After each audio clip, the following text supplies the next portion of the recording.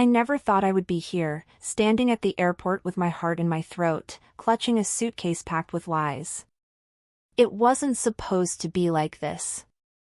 I had convinced myself that a little time away, just a few days, wouldn't hurt anyone. My husband, James, would never even know. I had it all planned, the perfect excuse, the perfect cover-up, the perfect timing. But nothing ever goes as planned. It all started months ago when I first heard from Max. He was an old flame, someone I had known before I met James. Our time together had been brief, but unforgettable. I had tried to bury those memories, convinced that my life with James was enough. And it was, at least, I told myself it was. But when Max reached out, everything I had suppressed came rushing back. He wasn't just reaching out to rekindle old feelings, no, he was reaching out because he needed to see me again. And for reasons I couldn't quite explain, I felt the same pull. I wasn't looking for trouble. I wasn't looking for another affair, for a chance to betray my husband. I just wanted closure. To see him again, to talk, to understand what happened between us all those years ago. That's what I told myself. That's what I convinced myself was the right thing to do. But now, standing in this airport, waiting to board a flight to see him, I couldn't shake the feeling that I was making a terrible mistake. But it was too late now. My flight was already booked, and the lies I told James were already spoken. I had told him I was going on a business trip. An important work seminar that would keep me busy for 3 days. He didn't question it. He never does. Our relationship, while solid, had become predictable. We both knew the routine. The long hours at work, the occasional dinner out, the quick weekend getaways. We had our rhythm, and neither of us had ever felt the need to shake it up, until now. I checked my phone one last time before turning it off. There was a message from James, "Have a good trip, babe. Don't work too hard." I smiled, the pang of guilt stabbing at me again. He had no idea. As the plane took off, I tried to quiet the unease inside me. The excitement of seeing Max again, of reconnecting with someone who had meant so much to me, was so much more powerful than the guilt I felt. I hadn't seen him in over 5 years. I hadn't even thought about him much in that time. But the moment he messaged me, it all came rushing back, his laugh, the way he held me, the comfort I felt when we were together.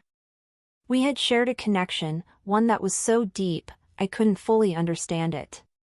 But I convinced myself that the connection was long gone, that I was simply going to see an old friend. There was no harm in that, right? But why was I so nervous? Why couldn't I stop thinking about how James would react if he found out? I hadn't planned on this being anything more than a quick, innocent reunion. I wasn't looking for an affair, but I was afraid of the possibility. I was afraid that once I saw Max, I wouldn't be able to stop myself from wanting more. The flight was uneventful, but as I landed, I felt a knot in my stomach. I hadn't even realized how much I was dreading this until now. I had made my decision, and now there was no going back. Max would be waiting for me at the hotel. I didn't even know what I was going to say to him.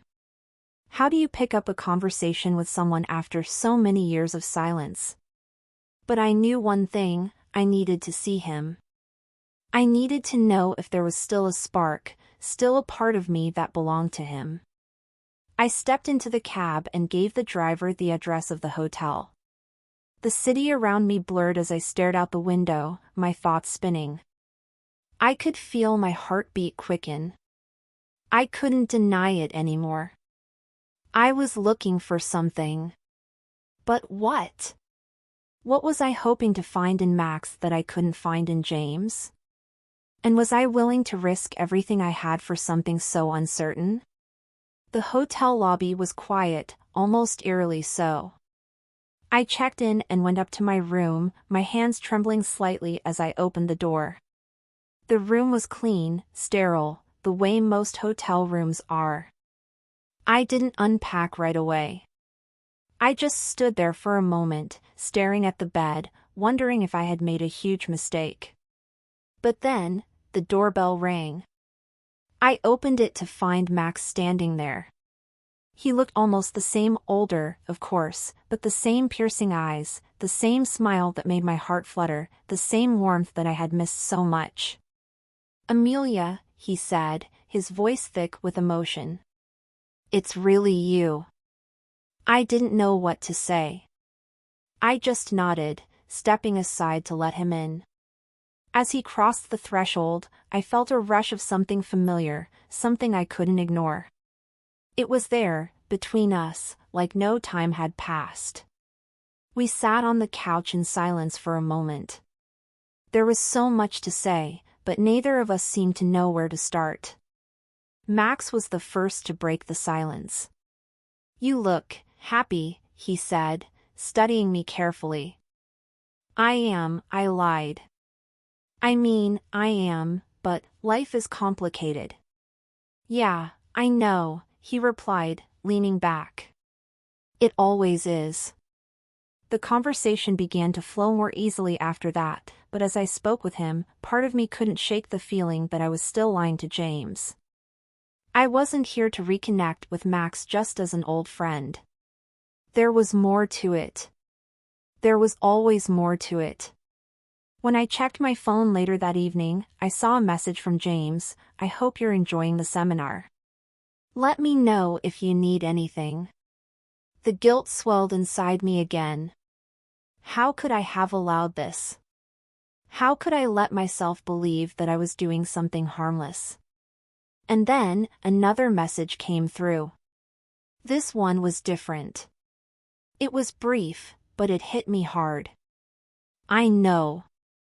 I froze. My breath caught in my throat. How could he know? How could he have found out? The message from James echoed in my mind, "I know." My hand trembled as I stared at the screen, my stomach sinking in a way that made me feel like I was going to be sick. How did he find out? My heart raced, my thoughts scattered. The plan I had so carefully constructed, the lies, the cover story, was unraveling before me, and I had no idea how it happened. I looked over at Max, who had been sitting across from me, watching me in silence. The tension in the room had shifted. It was as if a storm had suddenly rolled in, turning the calm into something heavy and suffocating. Max's eyes softened as he saw my reaction.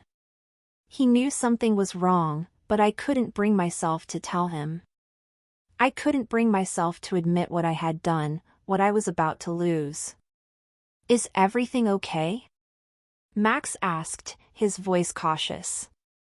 I nodded, though I could barely hold back the panic rising in me. I think I need to call James." I stood up, trying to keep my voice steady, but it betrayed me. My hands shook as I dialed his number. It rang 3 times before he picked up. "Amelia," his voice was cold, so distant. "I told you not to lie to me." My breath caught in my throat. "James, you think I'm stupid?" He cut me off, his tone sharp. "I know exactly where you are, and I know exactly what you're doing." I took a deep breath, trying to gather my thoughts, but they were a jumble. The man I had married, who I thought I knew so well, was on the other end of the line, and he sounded like a stranger. I could hear the hurt in his voice, and it made everything feel 100 times worse. "I never meant to hurt you," I whispered, my voice cracking. I needed some time to think." "It's not what you think." "It's not what I think." He let out a bitter laugh, the sound cutting through me like a knife. "I've known something's been off, Amelia. This isn't the first time I've felt it. But I didn't want to believe it. I didn't want to believe you were capable of this. Tears welled up in my eyes, but I forced them back. Please don't say that. Please, James, I love you. I don't know what to believe anymore. You've lied to me, Amelia. And that's something I can't forget. His words stung like acid. He was right.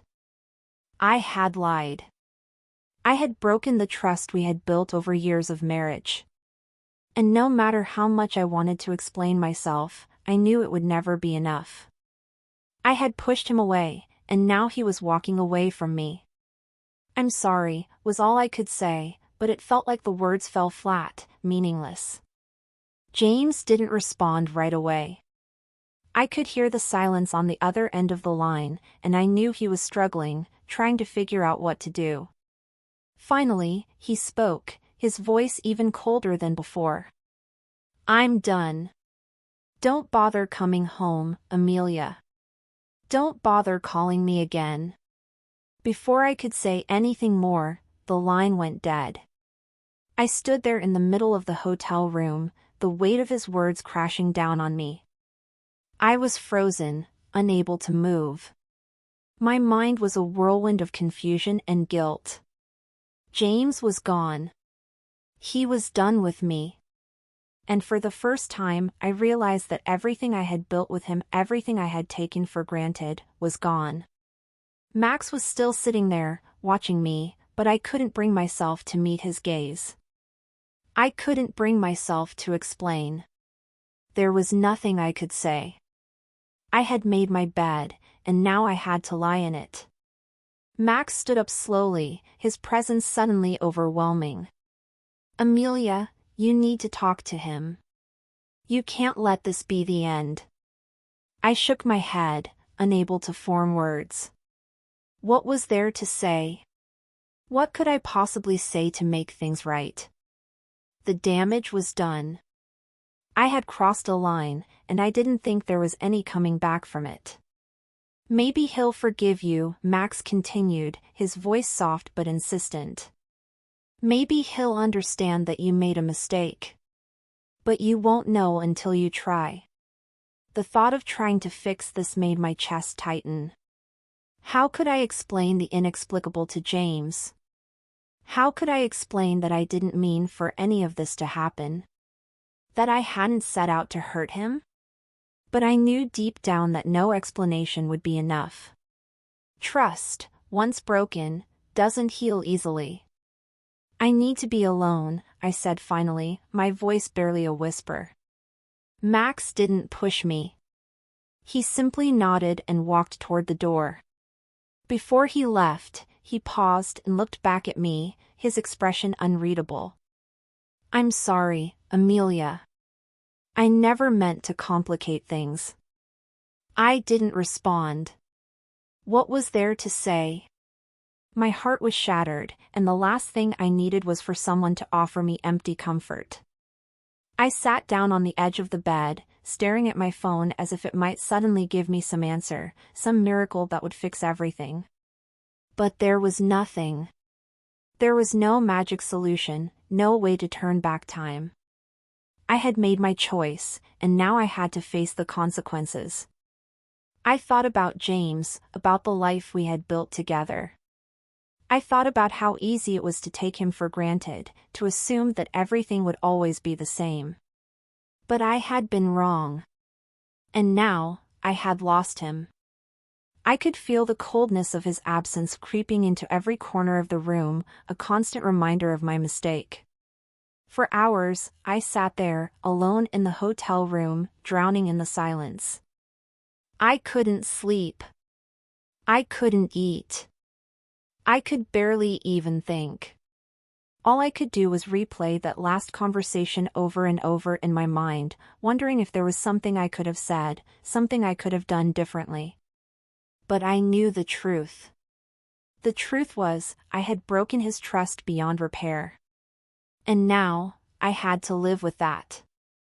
I spent the entire night staring at the phone, waiting for something, anything, that could pull me back from this abyss.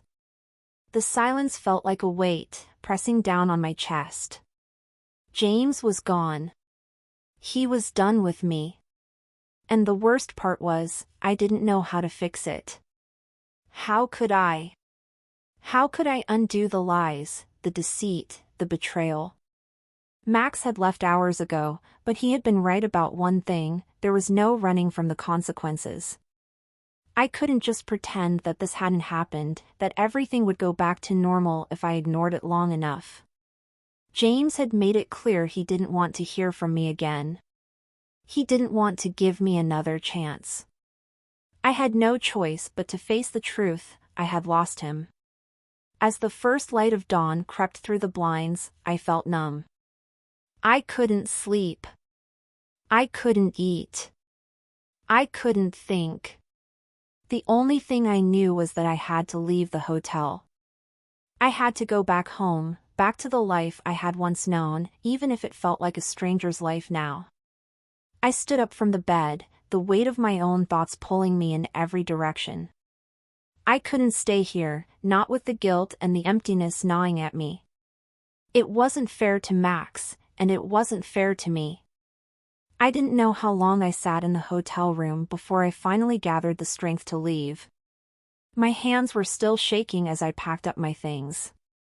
It felt like a dream, like I was moving through life on autopilot, incapable of making a single decision without feeling like I was suffocating. But I had no choice. I had to go back. I stepped out of the hotel and into the cool morning air, the city still asleep. The world around me felt so different, so distant.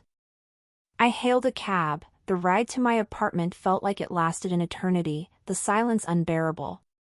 When I finally walked into the apartment, the familiar surroundings did nothing to soothe me. It was as though the walls themselves were closing in, reminding me of the life I had ruined. I stood there in the doorway for a moment, taking in the emptiness that had settled here, and I knew that everything had changed. The silence in the apartment was suffocating. It was the silence of a home that had been abandoned, a place where love had once thrived but now seemed hollow, distant. I sat down on the couch, staring at the empty space where James used to sit. I could almost hear his laugh, feel the warmth of his presence, but it was gone. It was all gone. I had done this. I had pushed him away. And now, there was no way to bring him back. I couldn't help it. I pulled my phone from my bag and stared at it, the screen flashing back at me as if mocking my desperate need for answers. I had already tried calling him. I had already begged him, but nothing had worked. He had made it clear he was done. He didn't want to hear from me. But then, just as I was about to throw the phone across the room, a message came through. It was from James. My heart stopped. I'm at the cafe. Come meet me. I froze. Was this real? Was this some cruel joke? The pain in my chest flared as I read the words over and over, unsure if I was reading them correctly. I knew this could be my one and only chance to fix things. But what if it was a trap? What if he was just going to tear me apart even more? What if I made things worse? But I had to go. I couldn't live with the uncertainty, with the regret. I had to see him, even if I didn't know what was waiting for me. I left the apartment and walked to the cafe. My heart was in my throat as I stepped inside, scanning the room. There he was, sitting at a corner table. He didn't look up when I entered, and for a moment, I wondered if he even saw me. His face was expressionless, his hands wrapped around a cup of coffee, his eyes fixed on nothing in particular. I walked toward him, every step heavy, my thoughts swirling. He finally looked up when I reached the table, his eyes locking onto mine. There was so much I wanted to say, so much I wanted to explain, but the words stuck in my throat. I was terrified that anything I said would only make things worse. You came, he said, his voice flat, emotionless. I sat down across from him, the space between us feeling like an ocean. "I'm so sorry," I said, my voice trembling. "I never meant for any of this to happen. I was stupid, selfish, and I lied. But I love you. Please, James, please understand that I never wanted to hurt you." He didn't respond immediately. He just stared at me, his gaze cold, calculating. It felt like he was studying me, trying to figure out if I was lying, if my apology was sincere. I didn't know what he was thinking, but I could see the flicker of doubt in his eyes. "You think saying sorry will fix everything?" he asked, his tone sharp. "No," I whispered. "But I need you to know that I've learned from my mistake. I won't lie to you again. I won't ever betray your trust again." James exhaled sharply and looked down at his coffee, his fingers tapping nervously on the side of the cup. For a moment, it seemed like he was considering what I had said, weighing the possibility of forgiving me. "You've hurt me, Amelia," he said quietly. "I don't know if I can trust you again. You've broken something between us, and I don't know if it can be fixed. But I'm willing to try." I felt a surge of hope, a glimmer of something that felt like salvation. It wasn't a guarantee, but it was a chance. A small chance. And I would do anything to prove that I could be the woman he needed me to be. "I'll do anything," I said, my voice steady now. "I'll spend the rest of my life earning back your trust. Please don't walk away." He nodded, slowly, as if accepting the weight of what he was saying. "This is the last chance, Amelia. I don't want to go through this again. If you want us to work, you need to show me you're serious." "I will. I promise," I said, my voice strong, filled with conviction. As we sat there in the cafe, the weight of everything that had happened still hung between us, but for the first time in what felt like forever, I could breathe again. There was still so much to repair, so much to work through, but this was a beginning. A new chapter. A chance at redemption. And I was willing to fight for it.